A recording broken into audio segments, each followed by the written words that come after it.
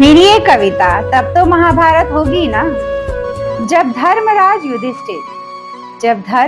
युधिष्ठिर जुए के अधर्म से न्याय की रखेंगे आस। जब महाबली कर्ण अधर्मी दुर्योधन के लड़ेंगे साथ। जब अंधे धृतराष्ट्र को पुत्र मोह का बंधन करेंगे लाचार। जब तपस्वी कुंती अपने वरदान का दुरुपयोग करने की लेगी ठान। जब सुंदर द्रौपदी अनुचित जगह पर हंसने का करेंगी काम। जब शिव भक्त गांधारी अंधे पति का अनुसरण करेंगी खुलेआम। तब तो महाभारत होगी ना। हाँ, तब तो महाभारत होगी ना। जब पराक्रमी भीष्म अनुचित प्रतिज्ञाओं से खुद को लेंगे बांध।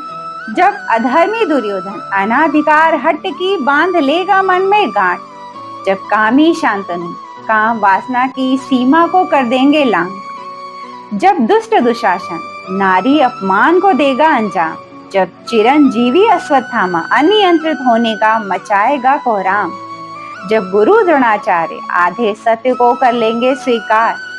जब घाती शल्य लोभ की भावना को नहीं कर पाएगा निष्काम। तब तो महाभारत होगी ना। Thank you so much. आप सब ने अपना कीमती वक्त देकर मेरी इस कविता को सुना और मुझे उम्मीद है मेरी कविता आप सभी को बहुत अच्छी लगी होगी। और अगर अच्छी लगी हो तो मेरे वीडियो के ठीक नीचे एक रेड कलर का सब्सक्राइब बटन है, उसे दबा दीजिए और एक बेल आइकॉन है, उसे भी दबा दीजिए ताकि मेरा हर नया वीडियो आप तक आसानी से पहुंच सके और मैं आप सबके दिलों तक भी आसानी से पहुंच सकूं। तो आज की कविता का शीर्षक है तब तो महाभारत होगी ना। तो इस कविता में मैंने बहुत सारी वजह बताई आप सभी को कि महाभारत युद्ध क्यों हुआ, किन किन किरदारों की वजह से हुआ। और देखिए, सबसे बड़ी दो वजह मानी जाती है कि द्रौपदी का चीरहरण अगर नहीं होता तो ये महाभारत ना होती, और जो है कि दुर्योधन के अधर्मी जो है स्वभाव ना होता तो उसकी वजह से भी ये महाभारत जो है कि नहीं होती। लेकिन देखिए, हम कलयुग के वासियों को ये सोचना नहीं है कि महाभारत क्यों हुई, वजह क्या थी। हमें तो ये सोचना है कि अच्छा हुआ, क्योंकि अगर महाभारत जो है कि हुआ जिस वजह से हमें भगवत गीता का ज्ञान प्राप्त हुआ, हम कलयुग से जुड़ी हुई कुछ बातें थी जो ज्ञान इस कलयुग तक पहुंचाना था कृष्ण जी को, वो उन्होंने भगवत गीता में सुनाई। तो हमारे सबसे काम की बात तो यही है। मुझे हमेशा महाभारत में यही सबसे काम की बात लगती है कि एक्चुअली जो गीता का ज्ञान है वो अगर आप कभी पढ़े तो आपको समझ आएगा। देखिए, जीवन में क्या करना है ये हमें रामायण सिखाती, क्या नहीं करना है ये महाभारत सिखाता है, और जीवन को कैसे जीना है ये हमें भगवत गीता सिखाती है। अफसोस की बात है कि आज हमारे देश में सिर्फ गीता का उपयोग जो है कि कटघरे में खड़े मुजरिम के सामने रखा जाता है और उस पे रख के कसम खिलाई जाती है कि आप जो कहोगे सच कहोगे।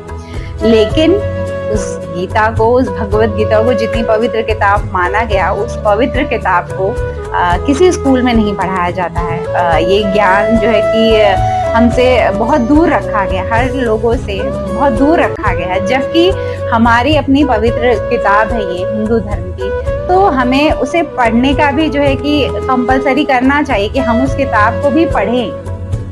तो ऐसा कोई नियम नहीं है, अफसोस की बात है हमारे देश में। देखिए, भगवत गीता में हमें ये बताया जाता है कि जैसा अन्न होगा और आपका मन भी वैसा ही होगा।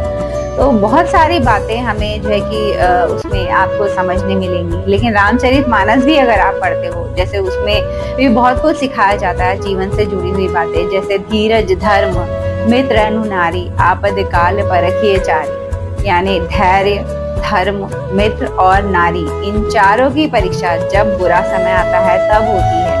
तो जो है कि आप अगर बुरे समय में आपने धर्म को अपने साथ रखा, बुरे समय में आपने जो है कि स्त्री जो है आपकी पत्नी आपके साथ रही, आपको छोड़कर नहीं गई, और जो है कि मित्र आपके साथ रहे, आपने पेशेंस रखा बुरे वक्त में, तो आपका जो है कि बुरा वक्त बहुत आसानी से भी कट जाएगा और आपको परख भी हो जाएगी कौन आपका अपना है और कौन आपका पराया है। एक और चौपाई जो मुझे याद आ रही है कि नहीं दरिद्र सम दुख जग माही, संत मिलन सम सुख जग नाही। यानी इस दुनिया में जो है कि दरिद्र होने से बड़ा कोई दुख नहीं, अगर आपको संत मिल जाए तो इससे बड़ा कोई सुख भी नहीं है। क्योंकि जब आप संत से मिलते हो तब आपकी ऊंची उड़ान शुरू होती है परमेश्वर तक पहुंचने की। तो सबसे बड़ा सुख का दिन होगा आपके जीवन में जब आपको संत मिल जाए। और हम सभी क्या मानते हैं, हम सभी ये मानते हैं कि सुख का पल सबसे ज्यादा वो होता है जब हमारी लाइफ में बहुत सारा ऐश्वर्य आ जाए, मान सम्मान आ जाए, समृद्धि आ जाए, इसको हम सुख समझते हैं। लेकिन देखिए रामचरितमानस की एक लाइन में ये लिखा है कि एक्चुअल सुख तब मिलेगा आपको जब एक अच्छा जो है कि संत आपसे मिल जाए, क्योंकि वो संत आपको परमेश्वर तक ले जाने की राह दिखाए।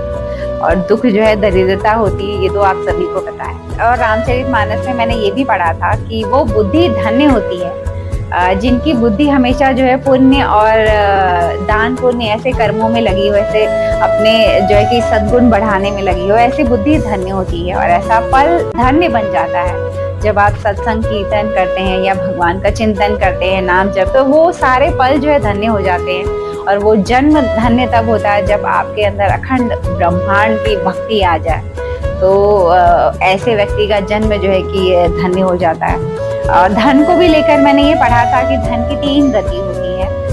पहला होता है धन का जो भी आपको आ रहा है उसमें आप दान करने की सोचें, अच्छे कर्म जो है कि उस धन से करें। और दूसरा होता है उसको खुद पर खर्च करना, भोगना। एक तो दान होता है, दूसरा भोग, और तीसरा नाश करना। तो भोग में क्या होता है, वो दूसरी गति होती है धन की, कि आपने अपने लिए सुख लिया, चीजें खरीदी और उसको भोगा। और तीसरी गति ये होती है ना ही आपने दान किया, ना ही उसको भोगा, तो वो जो है तीसरी गति पैसे की नाश होती है, बस जमा करके रखा रहा तो वो नाश होता है, नाश वाली गति होती है धन की। तो कमेंट करिए और आप सब मुझे बताइए कि आप जो पैसे कमा रहे हैं उसमें कौन सी गति आप दे रहे हैं पैसे को, दान कर रहे हैं या उसका भोग कर रहे हैं या उसका नाश कर रहे हैं। तो मुझे पता है सबके जो है कि कमेंट ये आने कि हम जो है कि अपने धन का जो है भोग कर रहे हैं, क्योंकि हम ये ही कर रहे हैं, हम सभी यही कर रहे हैं। देखिए रामचरितमानस से बताया गया कि धन का सिर्फ भोग नहीं करना है, धन का हमें दान भी करना है। तो हम जो है कि सबसे पहली और उच्च गति जो है धन की वो भूल गए हैं। इसलिए मैंने ये धन से जुड़ी हुई बातें आप सबको बताई। और चलती हूँ, एक और नए वीडियो में आप सबसे मेरी मुलाकात रहेगी। तब तक उसे दोस्ती बनाए रखिएगा। किससे?